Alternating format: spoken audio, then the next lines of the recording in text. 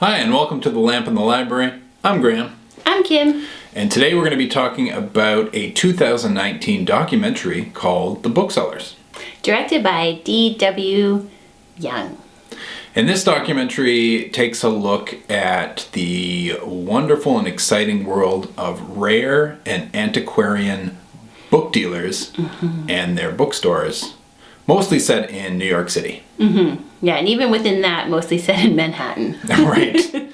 Yeah, so it's kind of an exclusive world, but it's a very illuminating look into what is essentially a subculture. Yeah, so Graham, what did you think of the documentary as a viewing experience? Yeah, I thought it was really interesting to look at some of these people. Like some of them, like it is set in New York, so some of these people are quite wealthy and, you know, they have the disposable income to purchase these rare and hard to find ancient books. While some people have just been working in these kind of like hole in the wall bookstores for decades and decades, and you know, they're really into this, you know, niche market for, you know, rare books. Yeah, I really enjoyed it too. It had sort of a laid-back vibe about it, and I think anyone who appreciates physical books will like watching it. I liked seeing some of the quirky characters who were book dealers, especially the ones who look like they're the personification of a dusty book come to life. Like, I just enjoyed seeing their personalities and then getting little glimpses into like where they stored the books or their apartments and different like home libraries and bookstores, because you can't help but imagine how yours would look as the collection grows, and I really enjoyed that aspect of it. Yeah, I mean, I enjoyed that aspect as well. I mean, I'm a librarian. We have a, you know, pretty extensive book collection, growing every day. Yeah. Especially during the pandemic. Yeah, and these are the people featured in this documentary, as you said, they're really passionate about physical books. Like the book is a physical art object. And, you know, that I understand that urge to collect things. You know, I definitely understand that. Yeah, I think it's something we have a bit in common. What do you think is the main thing you would collect if you had more of a disposable income? Yeah, if I had more of a disposable income, I think I would definitely collect books and probably vinyl records. But I love those Folio Society edition books. Yes. They're so beautiful. They put so much effort into, you know, illustrating and binding these beautiful hardcover books. They're quite expensive, but you know, if I had more money, I would drop a lot of money with the Folio Society. Yeah, they are really beautiful. What about you? What would you collect if you had all the money in the world?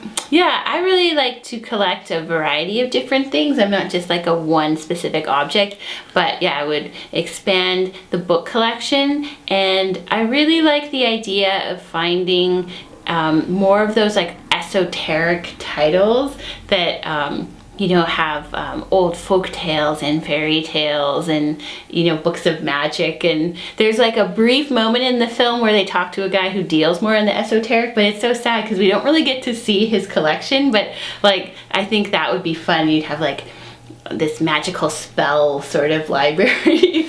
And then also, yeah, I like both like the records, but I also like tapes. I remember like when tapes, you know, cassette tapes, they weren't in fashion for a long time, although they're coming back.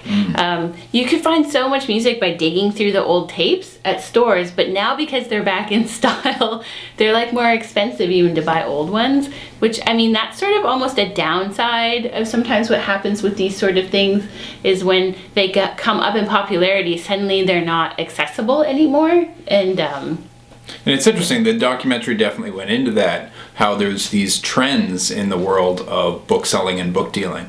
Like it's not a market that is as lucrative as, say, the other art markets like paintings, for example. You know, there's only one painting in the world, right? So paintings go for millions or hundreds of millions of dollars sometimes. Yes. Whereas books, unless we're talking about, medieval manuscripts that are illuminated, for example, or jeweled books, you're usually talking about books that have multiple copies, and therefore, they're not going to be as rare as other art objects.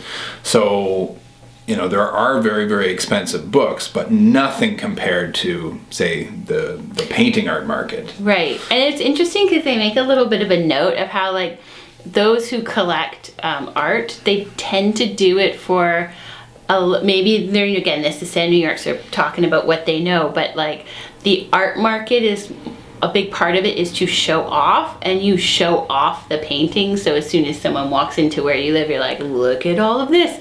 And they kind of make the note, like, people don't do that as much with their rare books, like, look at my first edition. But it's the passion, which is Yes. interesting, because when you saw the people who are just like really, really into their niche, like it highlighted one person who's like really, really into books about fossils, old books about fossils, books from the 19th century that featured fossils, and he even had one book that actually had real mammoth hair in it. Yes. And then someone else had a book that was bound in human skin, as creepy as that is.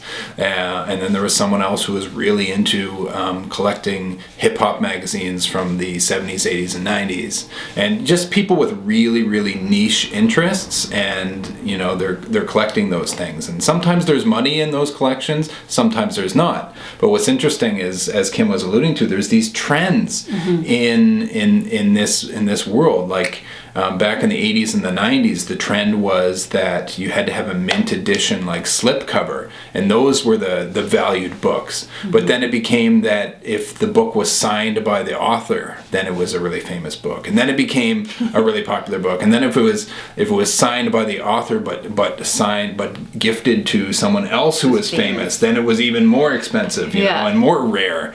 So there's these trends, and if you're able to buy a book knowing that, say, sometime in the future the trend is going to go towards that book, then you can make a lot of money off of buying something cheap and then selling it for a lot of money 15 years later. Like anything else, there's ebbs and flows, and things that become hip and then they're not hip, and then they're talking about how in some of these New York bookstores they exclusively sell like beatnik literature, and that's big right now, but maybe it won't be in 10 years.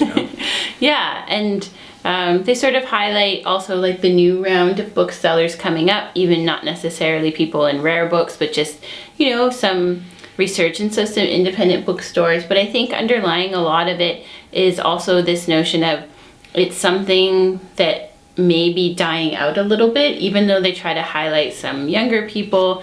Part of it is like real estate is really expensive, and even more expensive than what we realize, because this is in New York. But even just to house the books, you have to pay somewhere to house them. If you had a storefront, a lot of them were bought out. Ones who are able to still exist, it's because they own the building, but they want to be bought out. And so... And the competition from the internet and from, these giant booksellers like Amazon and, name several others, like, they put a lot of mom and pop independent bookstores out of business. And sort of, by doing so, got rid of the joy of the hunt for people who are in there because they don't know what they're looking for, which is like, that's what I love about going in bookstores and music stores, is like, it's not because I'm going there for something, it's because I'm going there to find something that I don't even know about. Yeah, it's like pre-internet, you had to go to like garage sales or estate sales or these, hole-in-the-wall bookstores to find that rare manuscript, that rare book. But now there's 100 copies on the internet, and it really devalued the rarity of those books.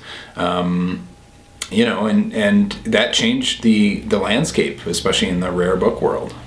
Yeah, so even though it's like on the surface level just sort of a cute documentary about some quirky characters and a love of the object of the book, underlying it, you see these other issues of, again, like real estate costs, even just this notion of fluctuating worth of things.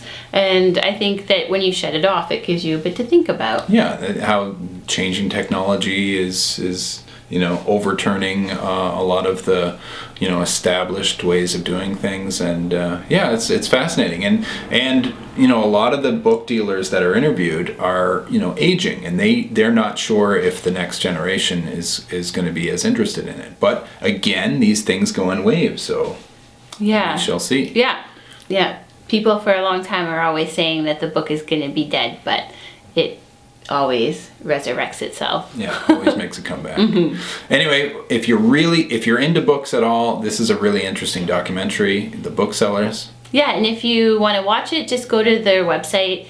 Just type in The Booksellers in your search engine, and they'll go to their homepage, and they have links for how you can watch it online, depending on what country you live in. So it's very accessible if you have an internet connection, which is nice. And if you have any sort of collections, please share in the comments down below. I'd love to learn about them. Yeah, what do you like collecting? Yeah. Well, thanks for watching. Keep well. Keep reading.